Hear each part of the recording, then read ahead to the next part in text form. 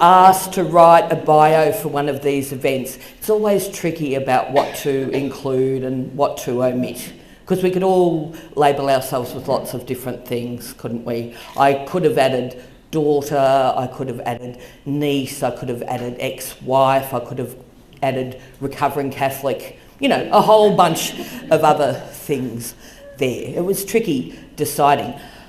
I think the one glaring omission I made when I was writing my bio is that I failed to declare myself a difficult woman. I think I failed to do this because I don't necessarily always identify as a difficult woman, but I know that I must be one because I have thus been labelled by quite a few experts. You know, like they really know what they're talking about. They are absolute experts on this. Just ask them. Okay, you don't need to ask. They'll tell you anyway, more than once. Explain it in detail until you do understand, or until you just kind of feign understanding and turn the conversation around to something that's about them, which is where they prefer the conversation to be. I should probably now apologise for that omission, but sod it. I'm feeling extra difficult today. The experts in the room will let you know that that's probably my hormones. Again, still, always. I should probably also apologise at this point for being over 35, for being single, for not having enough superannuation. I'm so sorry. And most of all, of course, I should profusely apologise for being fat. I know, terrible, terrible, how dare I. The only one of those things I really care about is the superannuation bit, right? But look, I'm actually not too stressed because you know what? I own a car. So, you know, I probably should be fine for housing in my old age. Thank you, government, for worrying about me. Oh, there I go being hormonal again. I'm sorry. I'm not exactly sure when I first became a difficult woman. It might have been around the time I became a woman. Not in the physiological sense of the first sign of the troubles, but in the sense of becoming aware that I would be required to quietly and constantly diminish myself if I wanted things to turn out well for me in this life. Whose vision of well? I can't be sure. The experts, I guess. I don't know. They never consulted me. What I do know is that by the time I was legally an adult, I'd figured out that playing the game of life, according to the rules of the experts, was not for me. I really felt that they were the hunters and that I was destined to be the prey. And I wanted to engage in a game that was so different for me and for every other non-expert, really. Especially for the girls and the women who were trying to play it safe, because even back then I had figured out that playing it safe can often be the most dangerous thing a woman will ever try to do. So I say I didn't choose the difficult woman life, the difficult woman life chose me. I feel it's been the same for most of the challenging gals I know. It was not an immediate love at first sight thing. It was more like a kind of a friendship that grew into something more. At first, we weren't even out about it with our family and friends. We still danced to songs with misogynist lyrics and drank the girl drinks at parties. It took quite some time before we felt confident enough to publicly just go and eat a second serve of dessert wild, or maybe step into a circle of experts at a social gathering and provide an opinion without invitation. Oh my God, crazy. These were the whispers we made while we were learning to roar. The first roars we make as difficult women are probably a bit timid, a bit breathless, and perhaps poorly timed.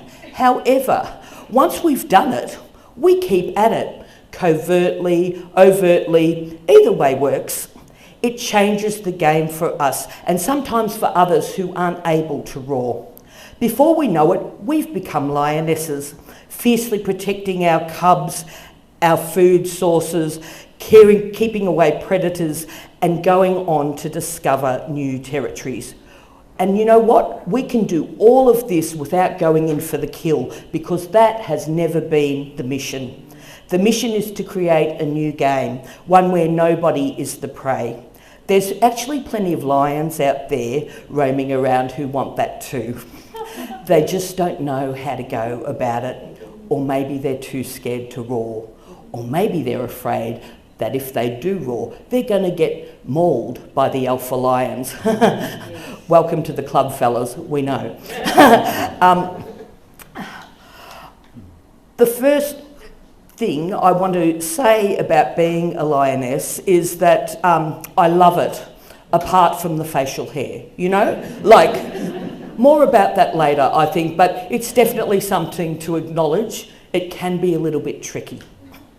But when I hit my mid-40s, I decided to take my difficult woman/lioness smarts and skills into a territory called comedy. Ooh, I'd been sniffing around comedy for decades, licking at its scraps and nibbling at the bones of it every chance I had. It seemed like a great place to find joy, to celebrate humanity, and to create some dialogue for change. Most of all, I felt confident that I would find some other lionesses there and that we would be set free to roar our giant hearts out on much bigger plains. What I discovered pretty quickly was that I had inadvertently stepped into a much scarier lion's den. I did indeed find some mighty lionesses in there. I didn't find them all at once because, unlike in a pride where you can have 6 or 7 lionesses together, the rules of comedy dictate that there's only ever to be 1 or maybe 2 lionesses in the lion's den at any one time. And yes, that's right, I did just say rules of comedy.